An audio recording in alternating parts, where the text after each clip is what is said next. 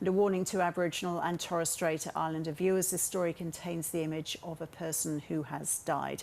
WA reporter Piper Duffy is at the Geraldton Court where the hearings are taking place. Hi Piper, what is this inquest about then? So this is actually quite a unique situation because there's actually already been a murder trial a few years ago. So that means that much of the evidence has already been aired.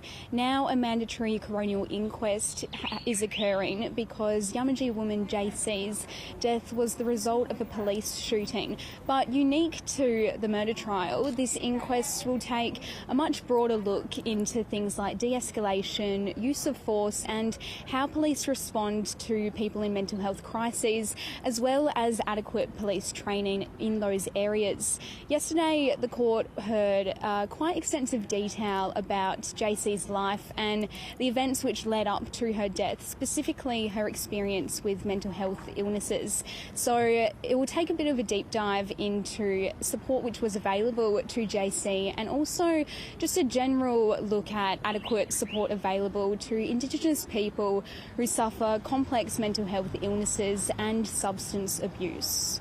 And what have we heard from witnesses so far? So it's only day 2 of the inquest. So far we've heard from 2 witnesses. Yesterday we heard from First Class Constable Lucinda Cleghorn, who was the first on the scene in 2019 but remained in her vehicle the whole time. Yesterday when she was asked, looking back in hindsight, if she felt that they could have done anything differently, her response was, although we all wanted a different outcome, she doesn't think that they could have done anything differently simply because the risk was too high and they were working to such a short time frame. Over the course of the inquest, we'll hear from all 8 officers who were involved in the incident, including Constable Brent Mitchell-Wyndham towards the end of the week, who was the one to pull the trigger on JC. But unique to an inquest, the family members of JC actually have lawyers representing them. So this will kind of be like their first chance to question Wyndham and get those answers that they've been hoping for the last 5 years.